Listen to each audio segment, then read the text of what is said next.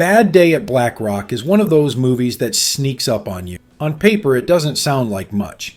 A one-armed man gets off a train in a desert town where strangers aren't welcome. But once the camera starts rolling, you realize you're watching something pretty special.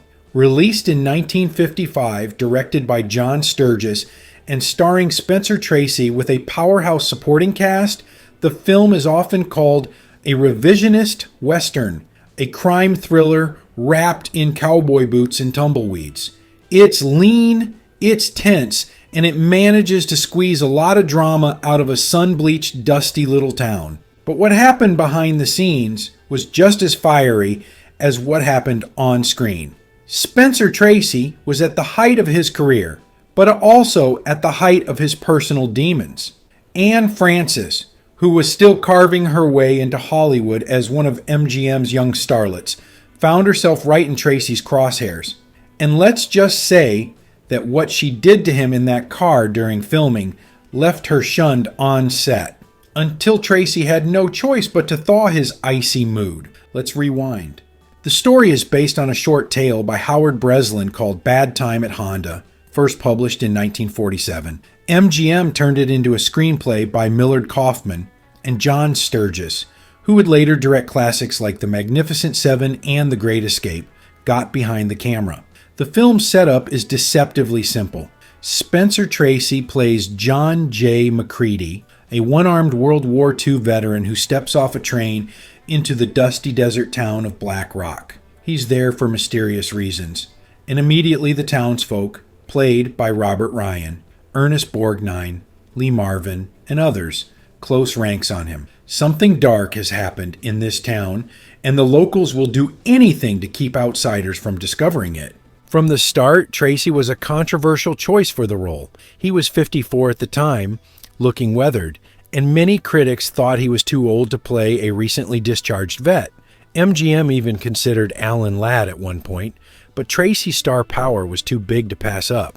And besides, they made the part more irresistible to him by giving McCready a physical impairment. His left arm was missing. Tracy loved a challenge, and actors are often drawn to characters with disabilities.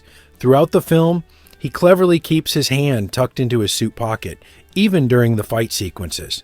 Watching him fend off Ernest Borgnine with one arm tied literally to his chest, that's pure cinema. But behind the curtain, Tracy wasn't always easy to deal with. His alcoholism was worsening, and he had a reputation for being moody, suspicious, and sometimes downright hostile. On this set, he decided to give Anne Francis, the young actress playing Liz Worth, the only major female character, the cold shoulder. And why? Because she and Robert Ryan borrowed his car one evening to grab burgers. The next morning, Tracy complained the car was parked crooked. That was all it took. He froze her out completely, refusing to talk to her, giving her the silent treatment like a grumpy schoolteacher. Ryan, a respected actor known for his professionalism, didn't get the same treatment, probably because Tracy didn't dare take on someone of his stature. But poor Anne Francis got the brunt of his disdain. Now, Anne Francis was no pushover. She'd already worked with the likes of Spencer Tracy once before, in A Lion is in the Streets, and she was smart enough to know when an older actor was giving her a hard time for no good reason. So when the time came to shoot the scene where she's driving Tracy's character to Adobe Flats, she took her revenge. Behind the wheel, she suddenly gunned the car and hit a bump at full speed, sending the vehicle jostling hard enough to almost bounce Tracy right out of his seat.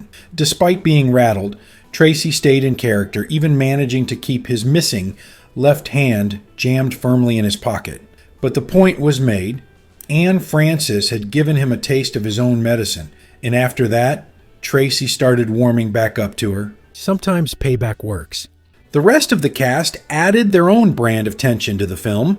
Robert Ryan plays Reno Smith, the icy villain hiding the town's darkest secret, and he's magnificent, cold, menacing, and calculated. Then there's Ernest Borgnine, fresh off his Oscar-winning turn in Marty. He throws himself into his role as a thuggish brute who underestimates Tracy.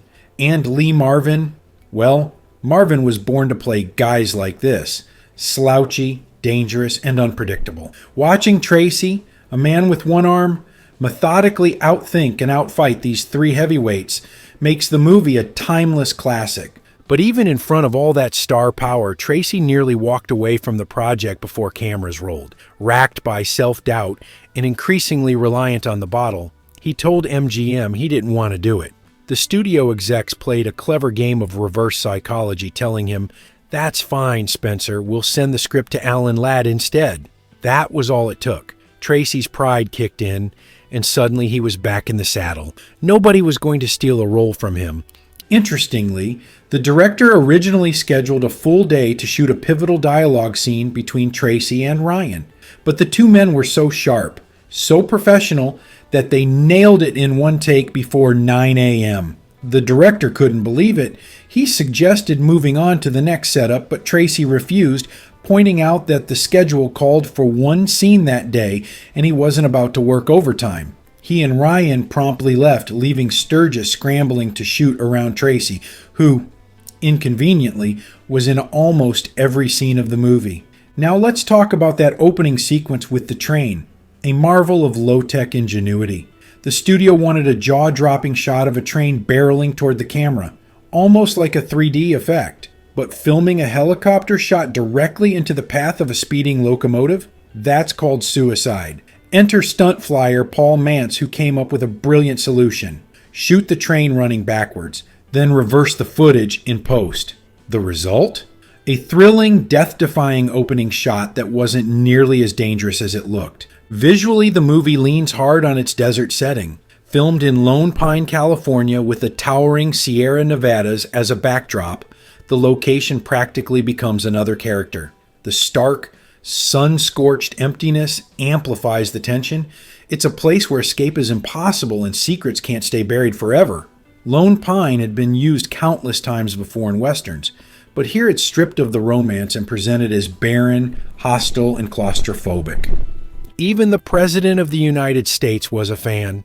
According to projectionist records, Bad Day at Black Rock became one of the most frequently screened films in the White House. Now, if it's good enough for the Oval Office, that tells you something. And here's a fun fashion tidbit. The suit Spencer Tracy wears throughout the film wasn't some carefully tailored MGM wardrobe piece. Nope, it was something he picked up at a secondhand store. It gave MacReady just the right rumpled, practical look. Like a man who doesn't care much about appearances, but still has dignity in spades. Anne Francis, for her part, was still years away from her breakout in Forbidden Planet, 1956. Her role in Bad Day at Black Rock wasn't huge, but it mattered. It added a sliver of humanity in an otherwise hostile town.